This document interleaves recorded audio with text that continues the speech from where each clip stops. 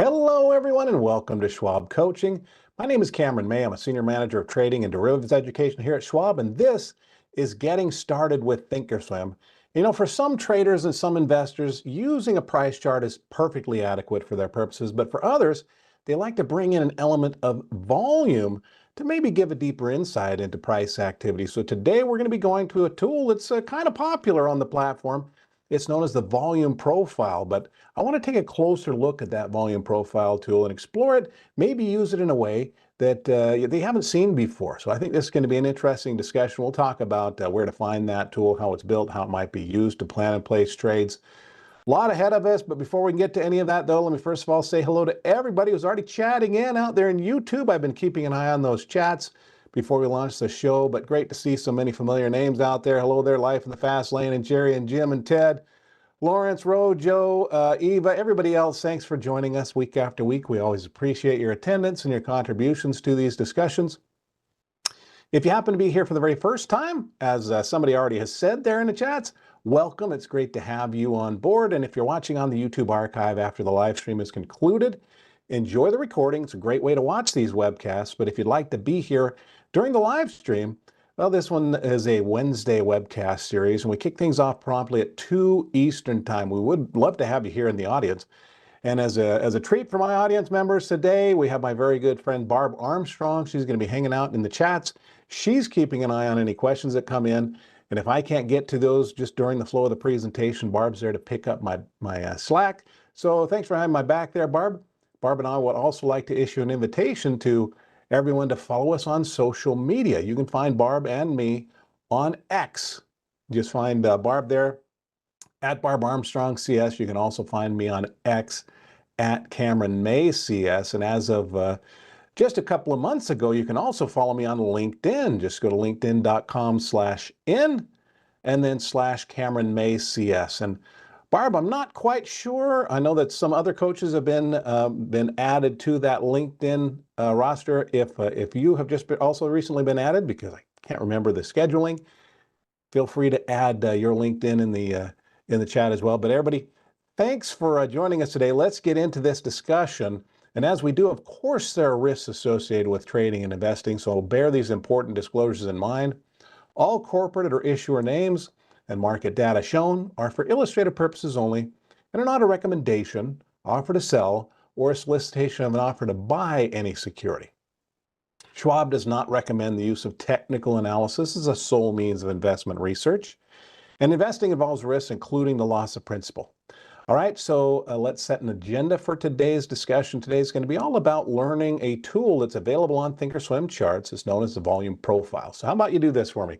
Chat in just a quick yes or a no, a Y or an N, just to let me know, are you familiar with the volume profile tool or not? I would suspect a lot of people watching are. Now, obviously, not everybody knows everything. Everybody's somewhere along their own personal learning curve.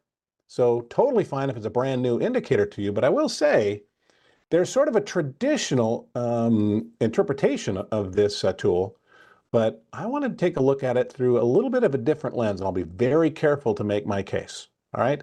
But we're going to talk about what the volume profile is, well, where to find it, how it's built, and then how it might be used in the planning and placing of trades, all right? But I do want to take a look at it through kind of maybe a unique lens, maybe something you haven't seen before.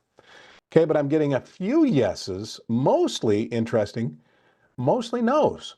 All right, well, let's go to the Thinkorswim desktop. This is the trading software, the paper money version of the platform.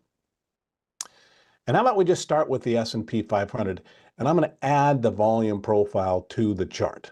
All right, so I'm going to click up here on the little flask that gives us access to all of our technical studies.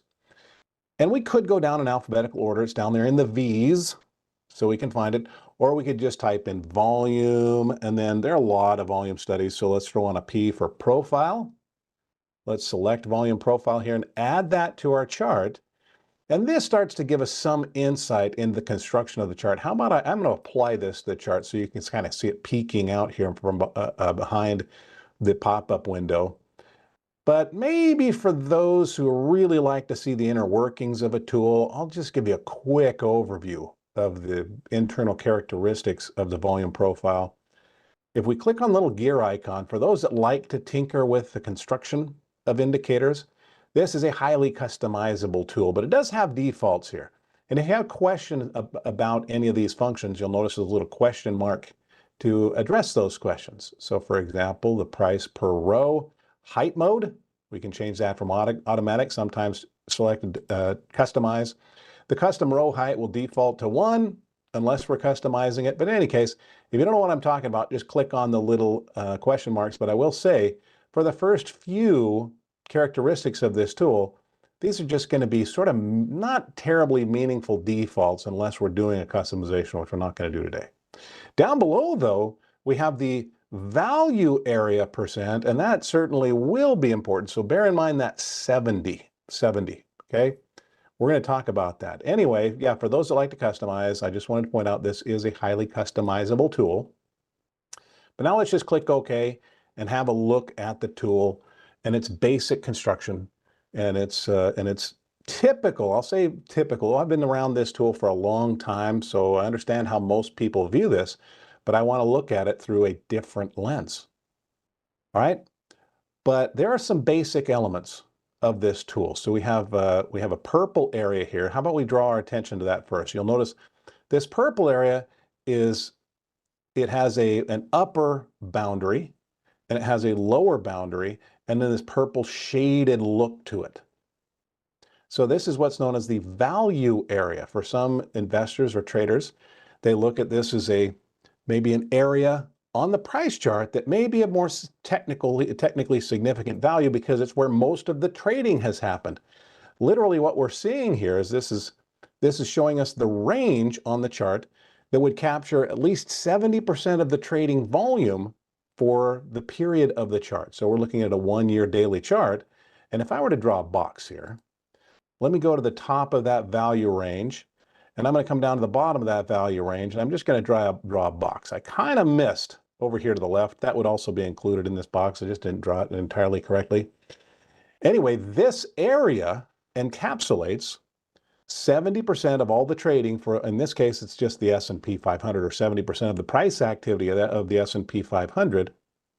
And for some traders, that may allow them to focus on where the bulk of trading has been for. It could be a daily chart, it could be a weekly chart, it could be an hourly chart.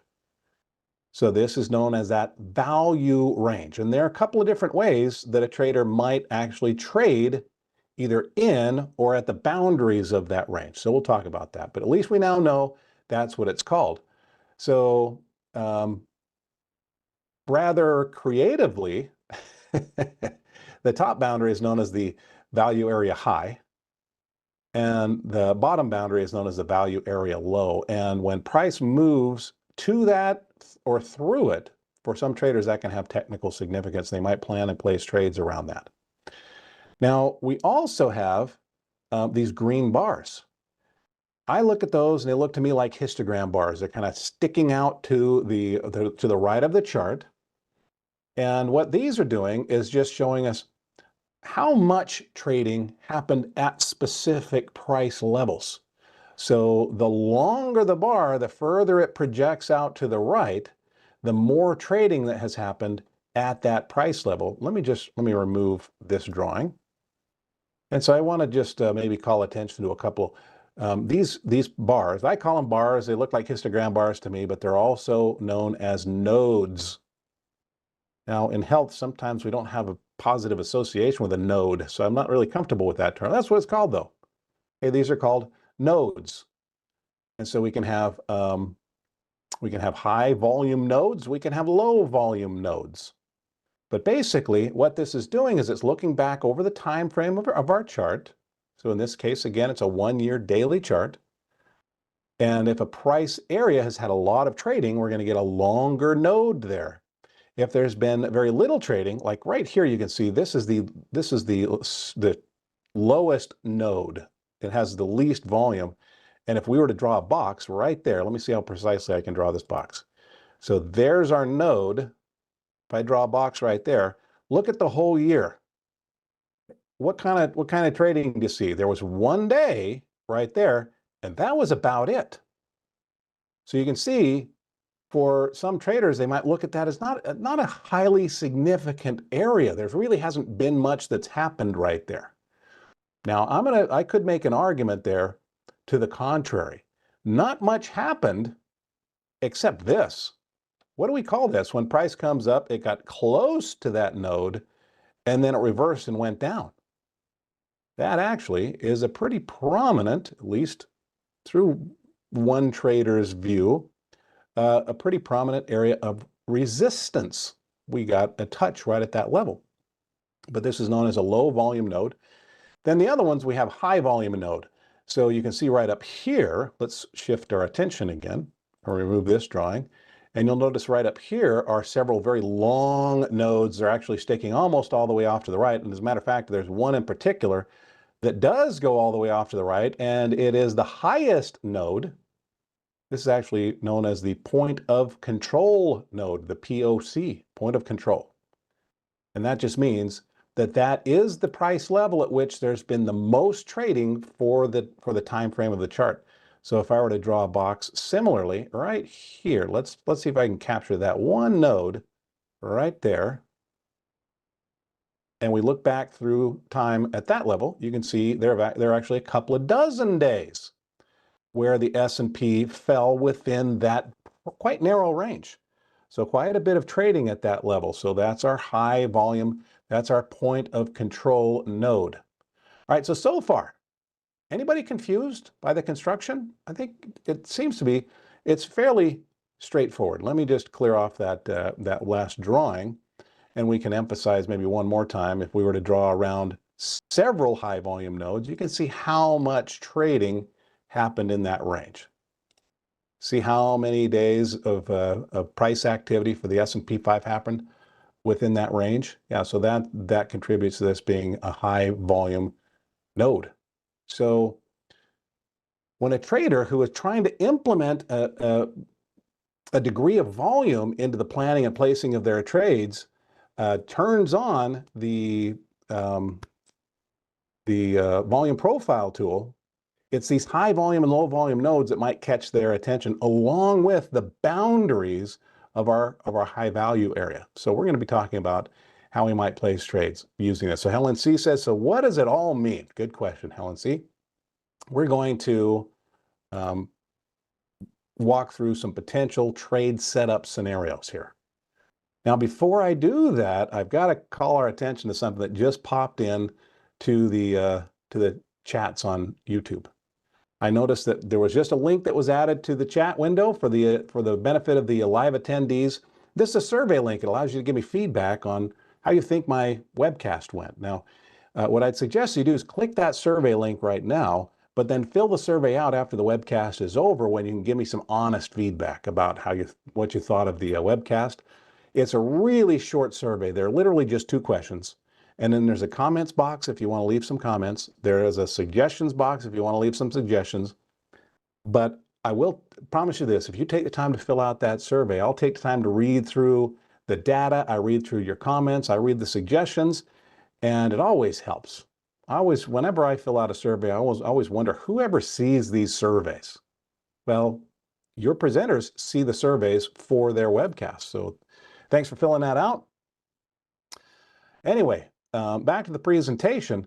That's the construction of our indicator. Let's talk about the potential for trading it. Now, just like any other tool, any other technical tool, any other indicator, doesn't carry a guarantee of performance.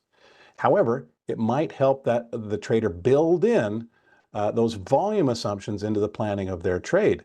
So there are a few different potential entry signals using the volume profile tool. And the first few we're going to use are just going to be using the value area here. How about we switch up our tool here? We've been looking at the S&P 500 for just a moment to learn about the tool.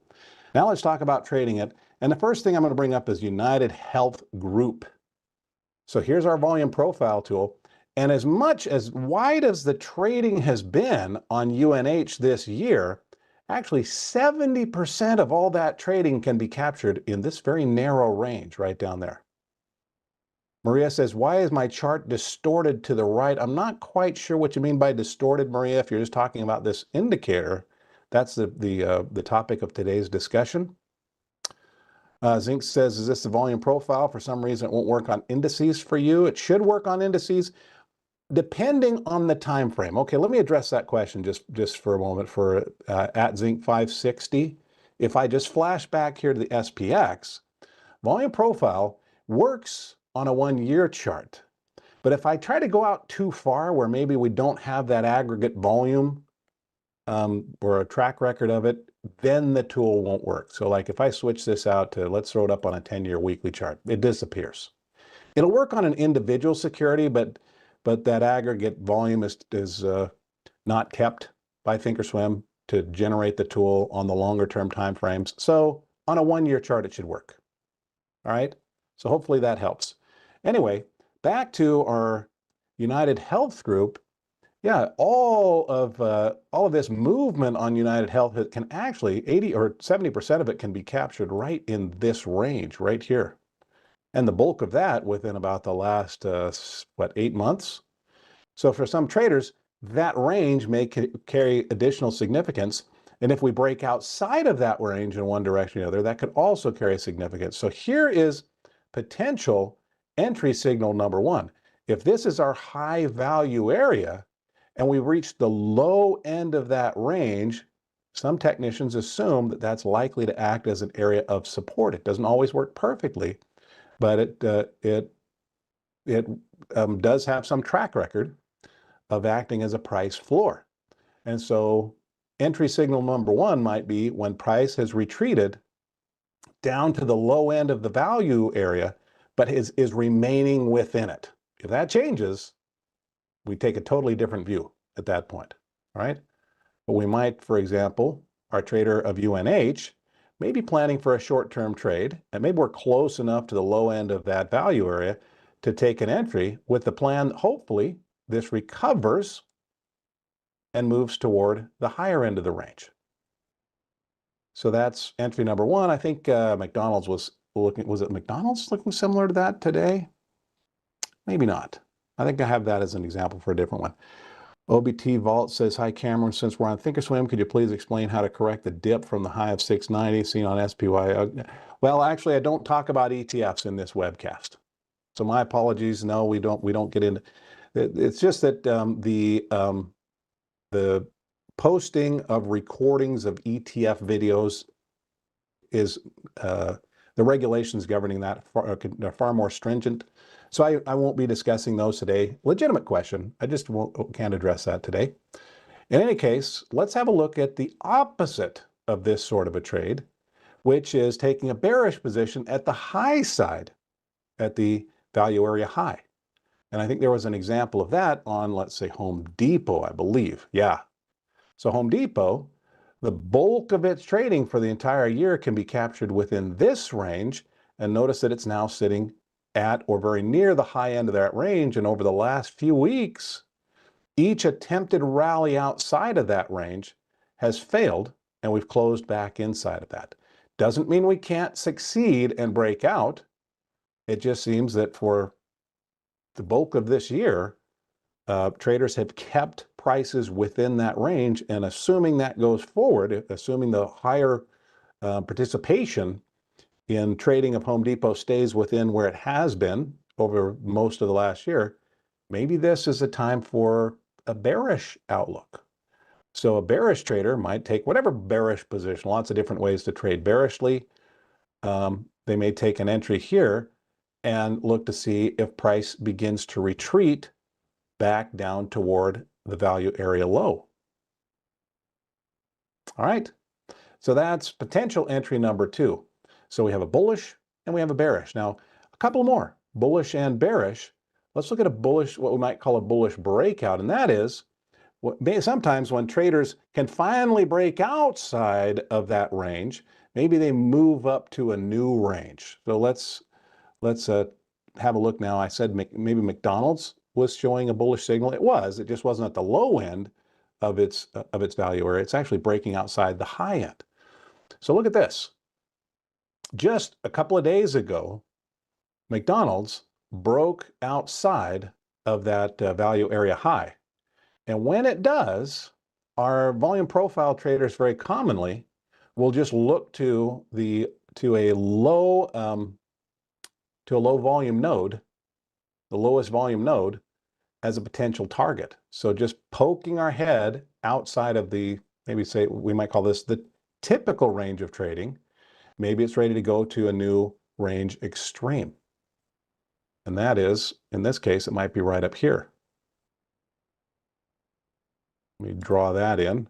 Our low volume node, some might have looked at this one. Others might have gone as far as to setting a target up here, which in this case, McDonald's actually looked like for maybe a few minutes, maybe a couple of hours, it reached up there and touched that. So I just had a question, what study is this that shows the volume on the side? So it's known as, if you ever have that question, and you know, not everybody can join these things right as I decide to launch them, right? You can just peek up here and it'll tell you the name of the study that we're using. In this case, it's called the volume profile. It can just be added using our typical studies icon flask right up here at the top. All right, so that is bullish entry number 2. So number 1 would be buying down at the low end of the value area. Number 2 would be breaking outside the value area high, because the typical assumption is we're just going to stay where we've been most of the time. Ooh, in this case, nope, we've broken outside of that. So we might look to see, has there been a low volume node? And that might become a target. Now, I'm trying to decide, do I want to have this discussion right now? No, I'm going to pause that discussion for just a moment. Why a low volume node is the question that some might be asking, because they might be saying, I thought we looked at high volume nodes as areas of support and resistance. And I'm going to make a case. Now, high volume nodes can be commonly used for establishing targets, price floors and price ceilings, but I will demonstrate the case for why some traders take exactly the opposite approach. Now, if this is a bullish entry though, breaking outside the value area high, what might be a bearish entry? Yeah, breaking outside the value area low. And we actually have an example of that recently. So if we look at like Disney, I believe it was Disney. It seemed like Disney was bouncing off the low. I'm going to see, hold on a second. Yeah, that's more of an example of Disney bouncing. This would be more of a bullish entry. I just had the wrong symbol in my notes, if you'll forgive me. That happens from time to time. It was actually Netflix. Netflix had the bulk of its range, the bulk of its volume of trading happening in this area. That's our value area. And then maybe right at the start of January, we fairly definitively broke outside of that range. And at this point, our trader might be looking for a return to a low volume node, which is probably going to be right back here. Can you see right there?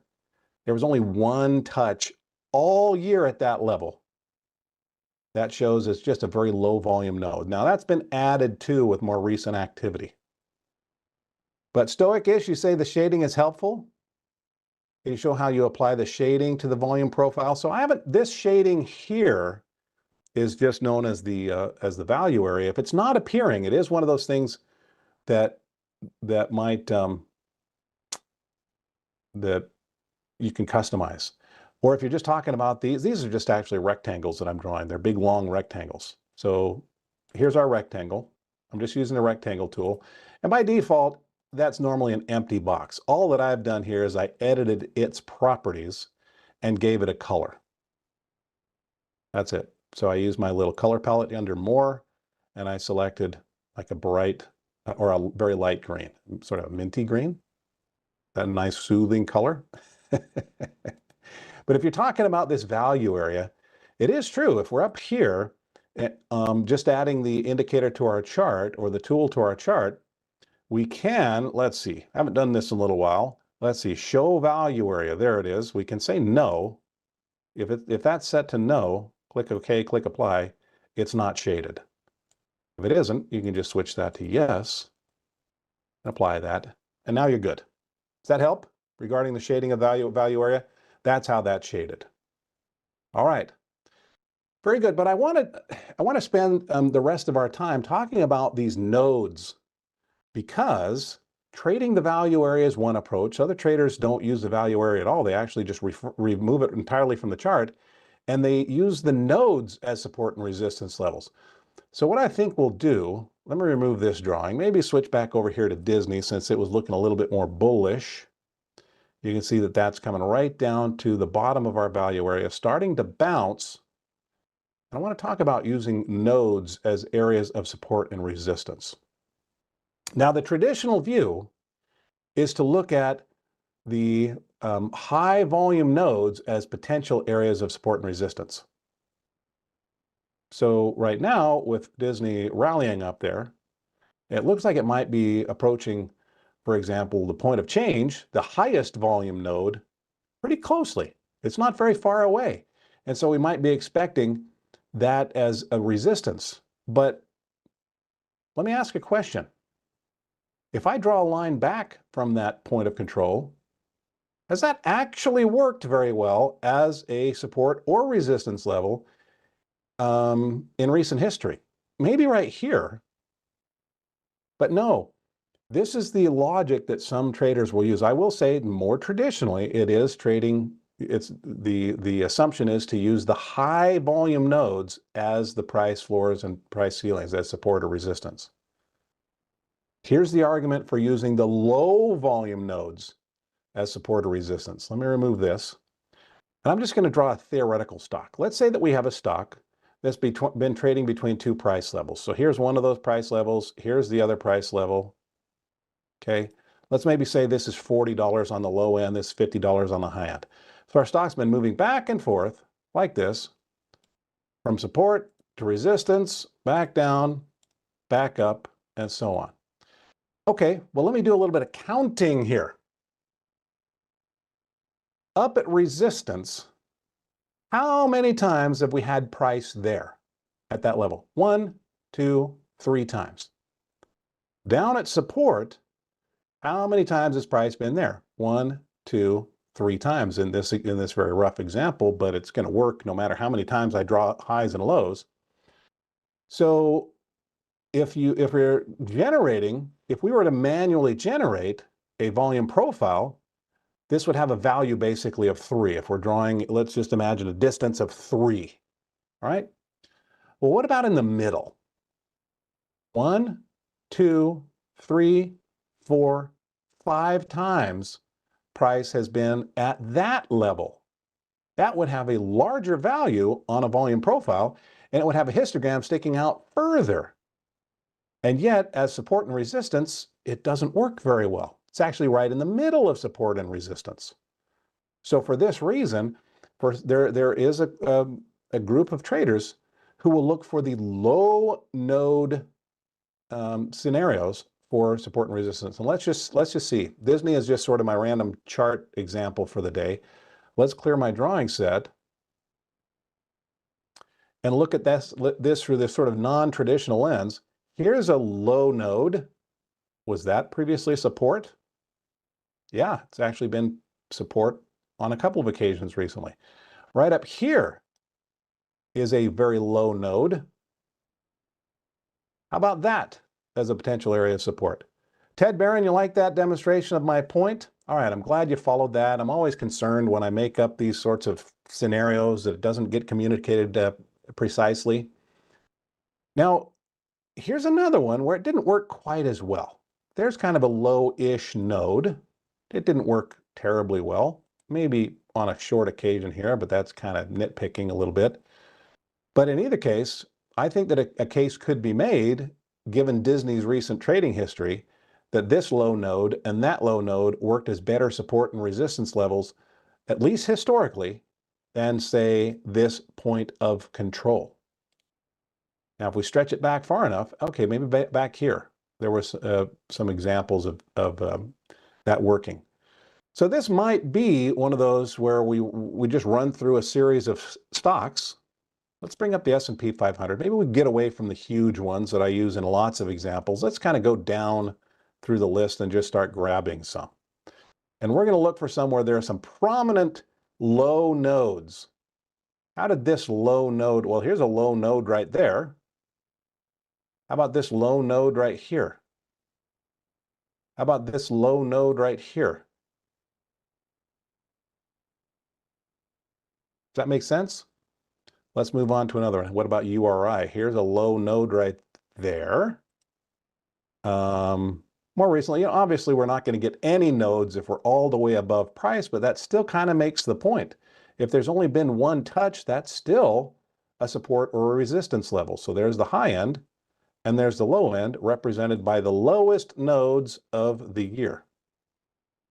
And at other areas where we don't see much trading, that may help identify support and resistance levels. So I wanted to introduce this tool, but I wanted to take a look at it through to me, it's a very different lens than sort of a traditional view. Not that there's anything wrong with that.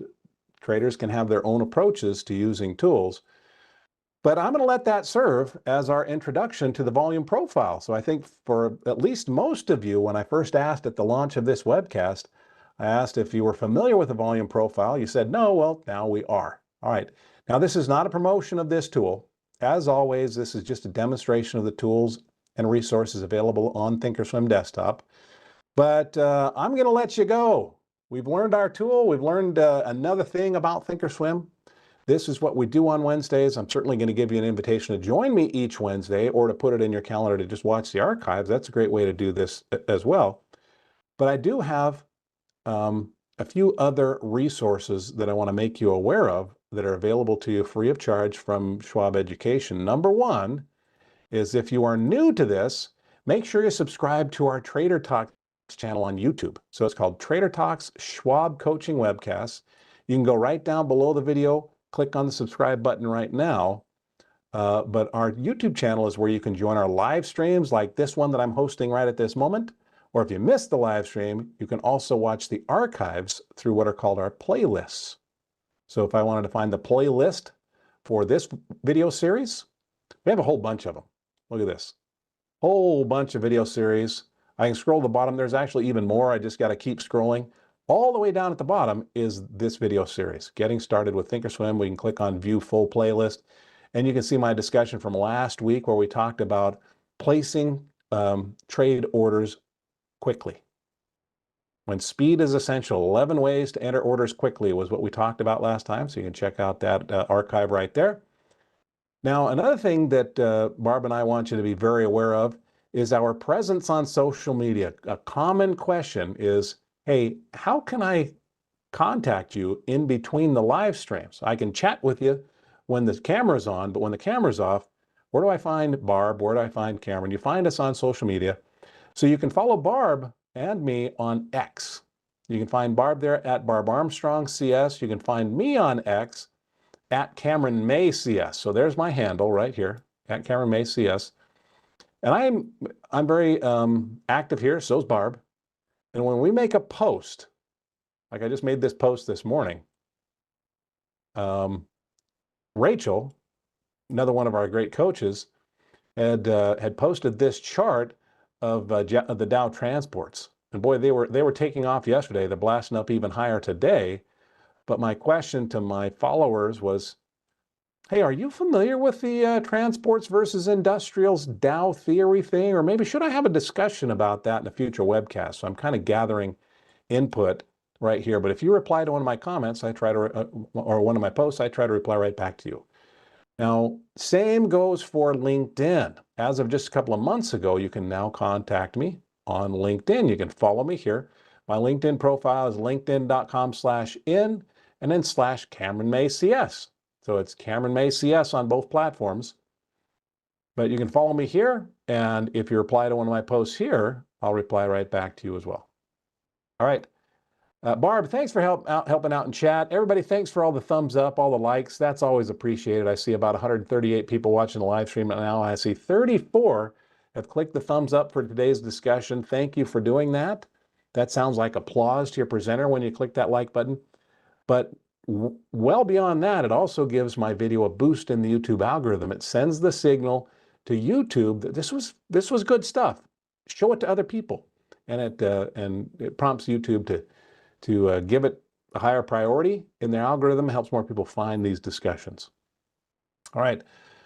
Everybody, thanks for joining me today. This is just my final reminder to you to fill out that survey if you would. Barb has reposted it a couple of times. Thank you, Barb. Very short survey, 2 multiple choice questions, a comments box and a suggestion box. But if you fill it out, I'll take the time to read it. It's never wasted effort. Okay, so I'll let you go. I will see you in tomorrow's webcast. I'll also look for you on social media, on X and on LinkedIn. But whenever I see you again, until that moment arrives, I wish you the very best of luck. Happy trading. Bye-bye.